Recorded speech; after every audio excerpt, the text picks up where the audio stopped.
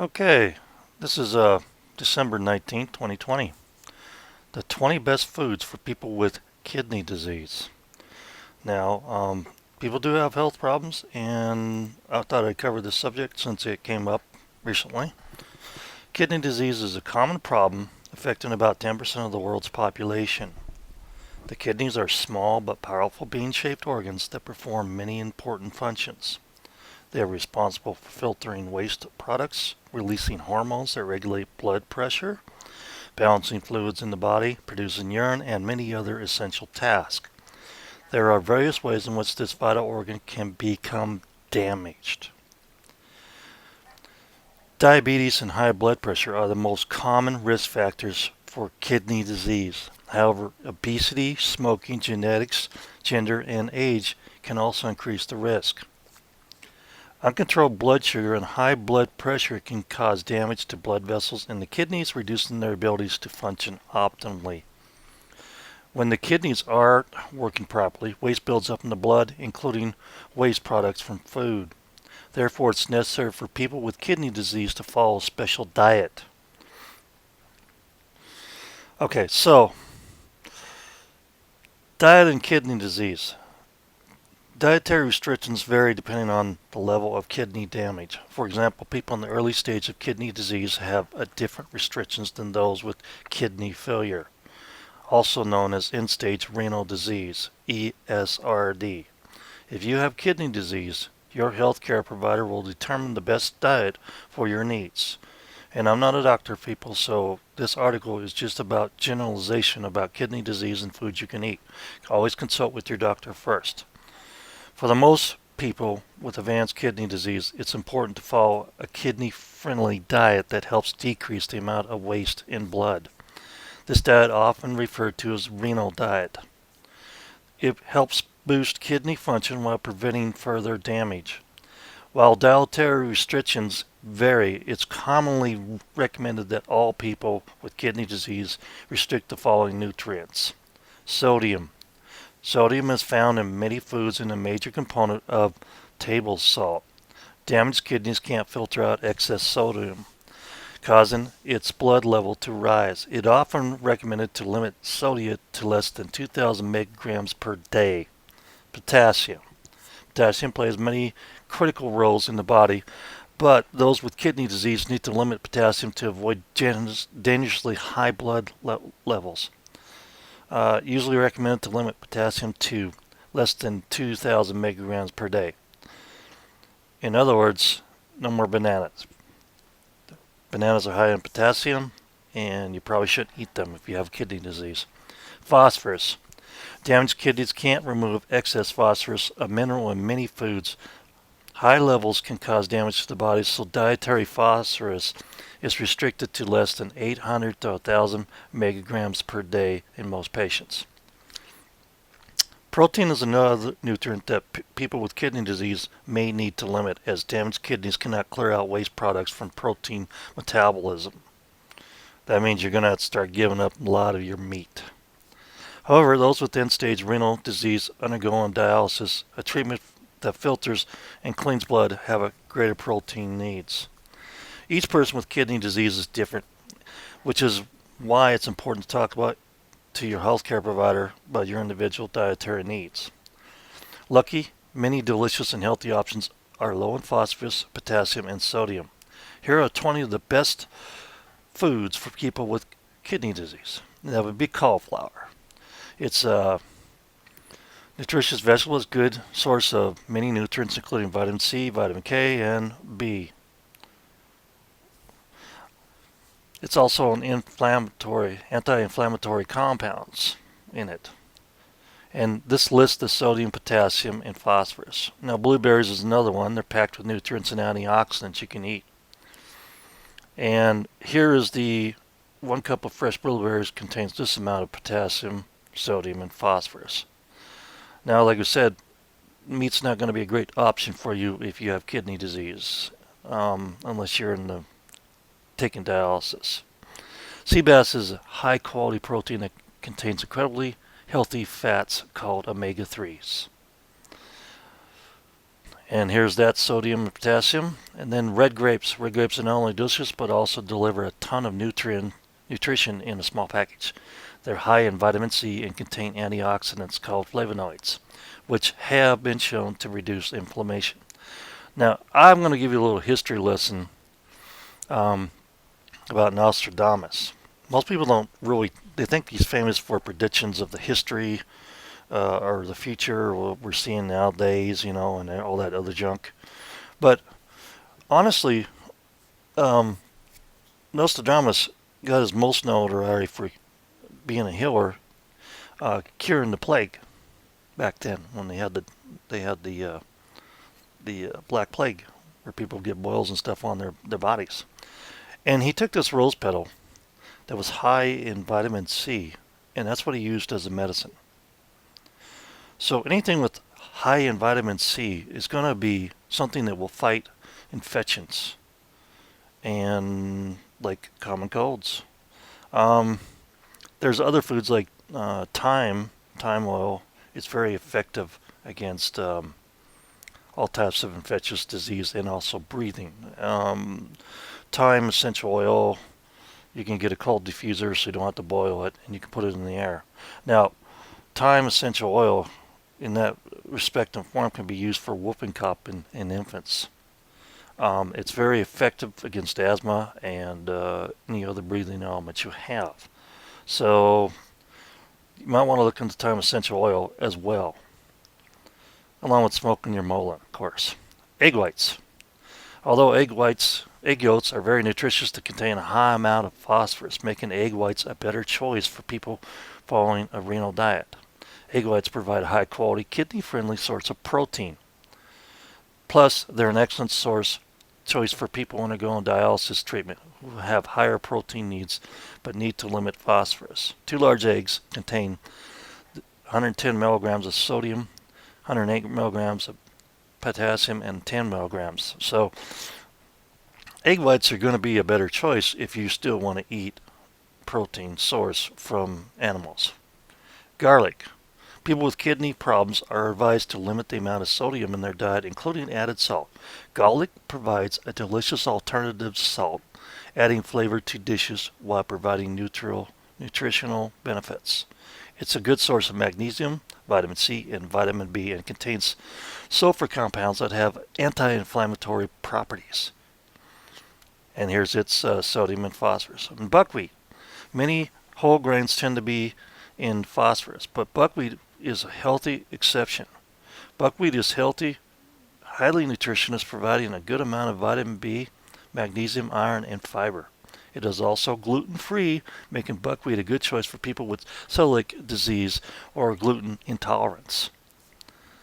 Half a cup of buckwheats contains 3.5 milligrams sodium, 74 milligrams of potassium, and 59 milligrams. So that's buckwheat. Olive oil is a healthy source of fat and phosphorus-free, making it a great option for people with kidney disease. And I actually do cook with olive oil a lot. A majority of the fat in olive oil is monosaturated fat called oleic acid, which has anti-inflammatory properties. That's why it makes a good choice for cooking. And I also like avocado oil, but I'm not sure if that's going to be a good one to cook with for your kidney disease, but olive oil supposedly is. Bulgar is a whole grain wheat product that makes a terrific kidney-friendly alternative to other whole grains that are high in phosphorus and potassium. This nutritious grain is a good source of vitamin B, magnesium, iron, and manganese.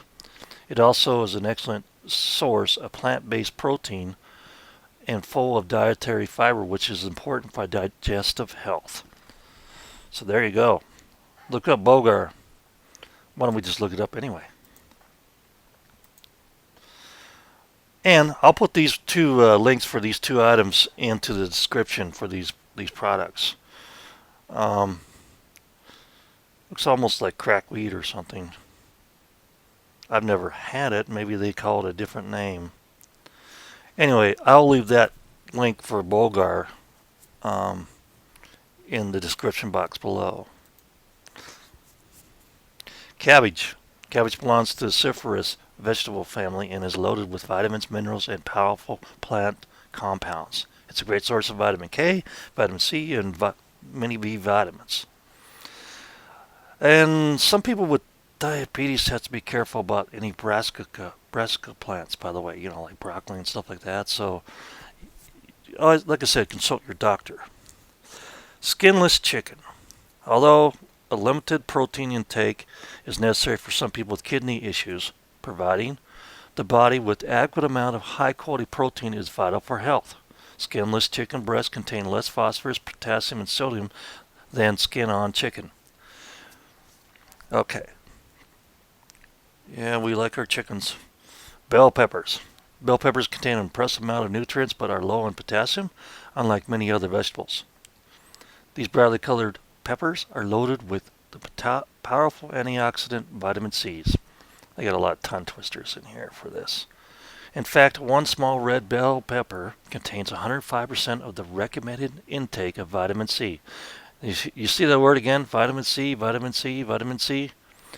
Maintaining your health is making sure you get enough vitamin C into your body, and vitamin D that you don't get when you're not out there in the sun in the wintertime. They're also loaded with vitamin A, an important nutrient for immune function, which is often compromised in people with kidney disease. One small red pepper contains 3 milligrams of sodium, 156 milligrams of potassium, and 19 milligrams of phosphorus. Onions are an excellent source for providing sodium-free flavor to renal diet dishes. Reducing salt intake can be challenging, making finding flavorful salt alternatives a must. What's more, onions are high in vitamin C, manganese, B vitamins, and contain prebiotic fibers that help your digestive system healthy by feeding beneficial gut bacteria. So if you don't like onions, you're missing out. I've always liked onions. I cook with onions with almost everything. Arugula. That is that bitter tasting leaf lettuce that I despise the most. But it's healthy for you. Many healthy greens like spinach and kale are high in potassium and difficult to fit into a renal diet. Do you hear that? If you got kidney disease, kale and spinach are off the list. However, arugula is nutrient-dense green that is low in potassium, making it a good choice for kidney-friendly salads and side dishes. And I add a little bit in, but I don't use a lot of it. This nutritionist green also contains nitrates, which have been shown to lower blood pressure and important benefits for those with kidney disease. And let me tell you something else that's good for diabetes. You know that kazoo that grows wild over there in the south all over the place? Did you know most of that's edible and was brought over from the Orient years ago because they eat it as a vegetable? It just takes longer to cook than cabbage. But if you were in a stuff hits the fan situation down in the south and you couldn't find any food, you can eat kudzu. Just takes longer to boil. So you're not going to starve down in the south. There's plenty of kudzu everywhere. Okay, so a little history on that. Macadamia nuts. Most nuts are high in phosphorus and not recommended for those following a renal diet. And you know what? I'm going to go back to this real quick here. When we're talking about oregano and I was talking about kazoo, I think it was over a decade ago, and there was something going on in the news where there was possibility of that the food chain was going to break down, or the country was going to have a major stuff hits the fan event. I forget what year it was, but it was over a decade ago. And I looked around. I looked around and I said, "Well, we got plenty of food in the house, but what are we going to do if we have to eat off the land? I mean, this red dirt clay in Georgia, boy, you got to build beds in Georgia. In many places they have that red clay dirt because you just can't grow anything decent in it." And I looked around and I started searching the internet, and I came across kazoo. Kazoo, you can eat. And I was surprised when I read about the history about it. And that's how I found out about it, because I started thinking about a stuff hits the fan situation, a prepper point of view. Or if there was just a collapse in the food chain, or there was several events going on that we went to war, and all of a sudden the supply chain broke down and the power went out and everything else. And I started really thinking about prepping back then, a lot more harder. And I thought about the foods that were natural to my area that grew wild that I could eat.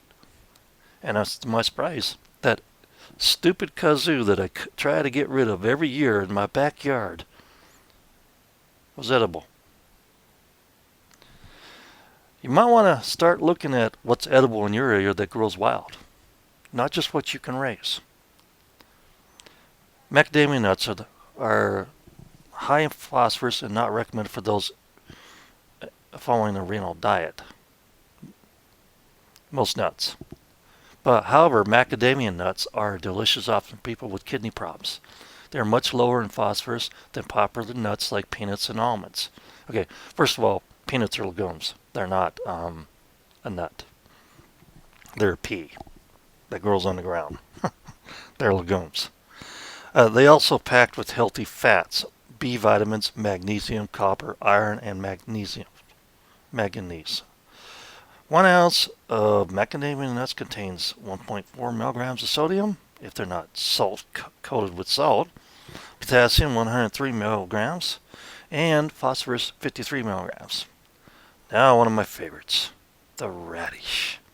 Radishes are crunchy vegetables that make a healthy addition to a renal diet. And by the way, I do grow radish microgreens, and they are excellent on a salad. They have that nice bitey taste of a radish, and they're delicious. You just sprinkle them all over your salad when you get ready to eat them. So looking to growing microgreens. I have videos on microgreens. I didn't do one on radishes, or I haven't uploaded one on radishes. I have other channels, and I got videos everywhere, so I got it somewhere on my thing. This is because they're very low in potassium and phosphorus, but high in many other important nutrients. Radishes are a great source of vitamin C. There we go again. There's vitamin C. You see what I'm saying? Keep yourself healthy. Keep the colds away. Keep your vitamin C levels up. You cannot OD on vitamin C, but consult a doctor, because I'm not a doctor. An antioxidant that has been shown to decrease the risk of heart disease and cataracts. For your eyes, people. These are good for your eyes. Additionally, their peppery taste makes a flavorful addition to low-sodium dishes. Half a cup of sliced radish contains 23 milligrams of sodium, 135 milligrams of potassium, and 12 milligrams of phosphorus. And microgreens, if you grow radish microgreens, they contain 12 times the nutrients that an adult mature radish does. Just saying. Look into microgreens. Turnips. One of my least favorite plants in the world, but I'm sure everybody here loves them. I don't really hate them. I just don't. I gotta have them with my turnips and greens, okay? I just can't eat them by themselves. They gotta be with greens. That's the way I like them. And we know how we do that in the South. So, turnips are a kidney-friendly and make an excellent replacement for vegetables that are higher in potassium, like potatoes and winter squash. Are you getting something right here? Your winter squash and your potatoes out the door with the kidney disease. These root vegetables are loaded with fiber and vitamin C. Vitamin C again, there you go. They're also a decent source of vitamin B6 and manganese. They can be roasted or boiled or mashed for a healthy side salad that works well for a renal diet. Half a cup of cooked turnips contains 12.5 milligrams of sodium, 138 milligrams of potassium, and 20 milligrams of phosphorus. Pineapple. Many tropical fruits like oranges, bananas, and kiwis are very high in potassium and are a big no-no if you're on a renal diet for kidney disease. Fortunately, pineapple makes a sweet, low potassium alternative for those with kidney problems. Plus, pineapple is rich in fiber, manganese, vitamin C again, bromelain, and enzyme that helps reduce inflammation. So, Pineapples are good for your kidney disease. Bananas, kiwis, and oranges, they're off the list. I'm sorry, folks. Cranberries. Cranberries benefit both the urinary tract and kidneys. These tiny tart fruits contain, oh, well, that's a big word right there. I've never seen that. Phytonutrients called A-type proanilins, which prevent bacteria from sticking to the lining of the urinary tract and bladder, thus preventing infection. So, these is helpful for kidney disease as they have an increased risk of urinary tract infections. So if you have kidney disease, urinary tract infections are very common. So cranberries are going to be a good thing for you. But I'm pretty sure that if they're candied cranberries that you eat at Thanksgiving, they are not going to be good for you. Just saying. You probably want to buy them raw in the bag and just cook them that way. Cranberries can be eaten, dried, cooked fresh, or as a juice. So you can juice them. You can eat them fresh. You can cook them, or you can dry them. They're very low in potassium, phosphorus, and sodium. Very, very low. 2 milligrams sodium, potassium 80 milligrams, phosphorus 11 milligrams. Shiitake mushrooms are very savory ingredient that can be used as a plant-based meat substitute for those with renal diet who need to limit protein. They are an excellent source of B vitamins, copper, magnesium, and selenium. In addition, they provide a good amount of plant-based protein and dietary fiber. Shiitake mushrooms are lower in potassium than pork boil and white button mushrooms, making them a smart choice for those following a renal diet. And I'm going to pull up that right there for you, that link. They do have some links in here where you can pull them up. They're not showing a picture. How nice of them. Why don't we just pull up a picture so you know what it looks like.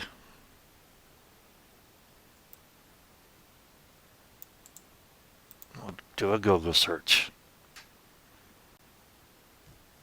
Here we go.